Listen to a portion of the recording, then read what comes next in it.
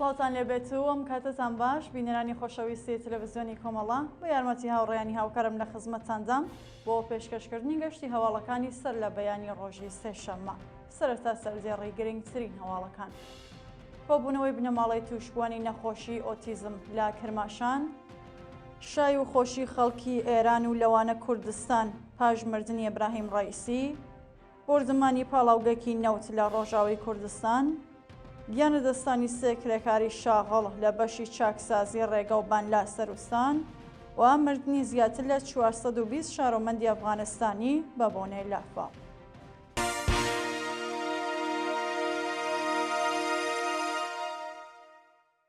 درێژە هەواڵەکان کۆبوونەوەی بنەماڵەی تووشبوونی نەخۆشی ئۆتیزم لە کرماشان.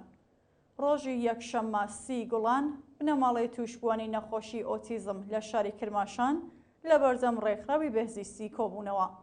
بەپێ راپۆرتی کەمپینی بەدواداچوون بۆ مافی کەمەندامان، بەرپرسانی ڕێکخراوی بەهزیستی کرماشان چوونەتە نێو ناڕاستیان و بنەماڵەی تووشبوونی ئۆتیزم تۆمارێکیان واژۆ کردووە و ڕادەستی بەرپرسانی ئەو ڕێکخراوەیان کردووە. بنەماڵەی تووشبوونی ئۆتیزم خوازیاری دابینکردنی دەرمان و شوێنی پەروەردەی خۆڕایی بۆ منداڵەکانیان بوون.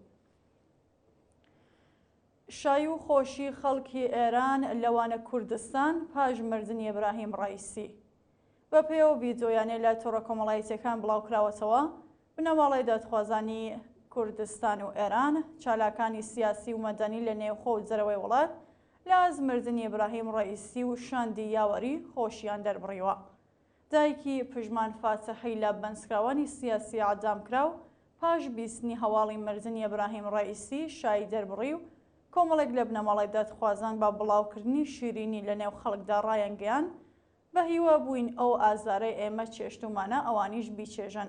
بنەماڵی دادخوازانی فڕۆکەی ئوکرانی لە بەیاننامەیەکدا وتیان بەتەما بووین ساتی مەحاکمەکردنیان لە دادگادا ببینین، بەڵام ئەو دەرفەرسە لە دەستچوو ئێمە لە مردنیان ناڕەحەت نین. بەهمەن قوبادی سینەماکاری کورد لە ستۆریەکی ئینستاگرامیدا بە دانانی وێنەی ئەو جەلادە نووسی بە یادی مەحسا، نیکا، سارینا، خۆدانوور، سەتار، نەوید، کۆڵبەران و هەموو ئەو گیانە ئازیزانەی لەلایەن کۆماری ئیسلامیەوە لەدەستچوون. هەروەها دایکی سەتار بەهەشتی لە پەیامێکدا وتی جەلاتێکی دیکە کەم بوو، خۆشحاڵم لەبەر ئەوەیەکە ئەمڕۆ هەزاران دایکی ئازاردیت و خۆشحاڵن. هەروەها ئێرانیانی ئازادیخواز لە وڵاتانی ئەڵمان و بەلژیک شای و خۆشیان گێڕا و ئاواتی مردنی هەموو بەرپرسانی جنایەتکاری کۆماری ئیسلامیان خواست. ناڕوونی چارەنووسی بەردین جعفەری پاش ڕەفاندنی لەلایەن حکوومەتەوە. چارەنووسی بەردین جعفەری هۆنەرمەند و گۆڕانیبێژی خەڵکی گیلانی غەرب لە پارێزگای کرماشان کە ڕۆژی هەینی 14 گوڵانی ئەم ساڵ لەلایەن هێزەمنیەکانەوە دەست بەسەرکراوە بە ناڕوونی ماوەتەوە. بەپێ راپۆرتی کەمپینی بەرگری لە بەندکراوانی سیاسی و مەدەنی 17 ڕۆژ بەسەر کاتی دەست بەسەرکرانی ئەو هۆنەرمەندە تێپەڕ دەبێت، بەڵام هێشتا هۆکاری بەندکران و شوێنی ڕاگیرانی ڕوونیە و بە دووەداچوونی بنەماڵەکە تا بە ئەمڕۆ ئاکامێکی نەبووە. جێگە ئاماژەیەکە هێزەمنیەکانی ڕژیم لە کاتی دەست بەسەرکرانی بەردین جعفەری تونند و تیژیان نواندووە و دەستیان بەسەر کەلوپە لە شەخسیەکانیدا گرتووە.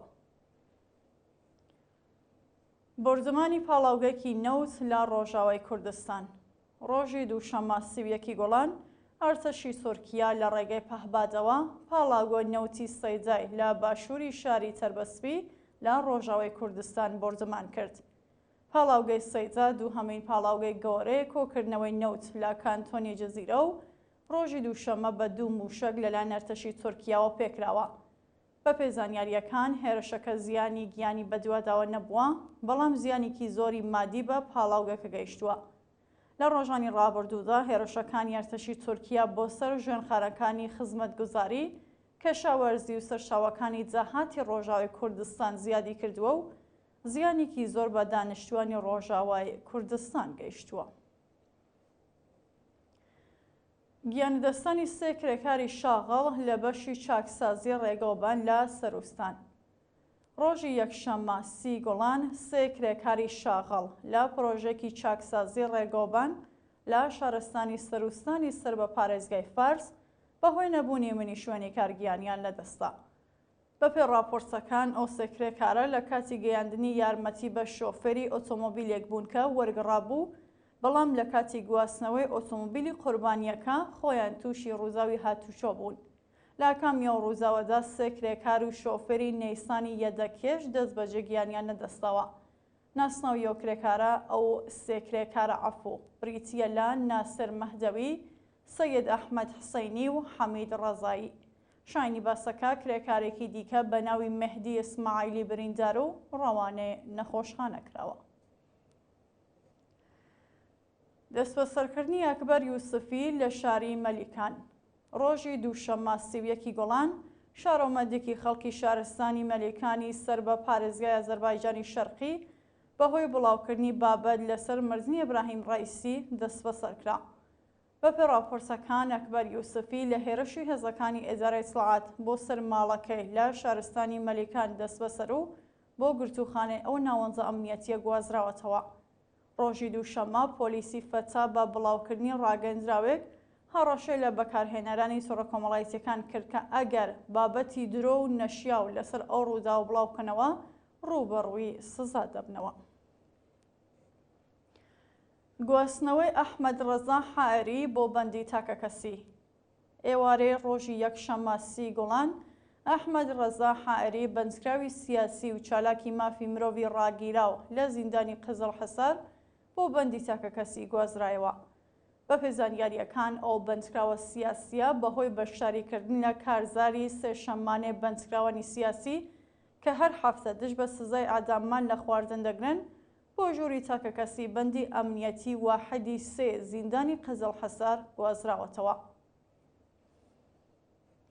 دووە هەواڵ مردنی زیاتر لە 420 شارۆمەندی ئەفغانستانی بە بۆنەی لافاو.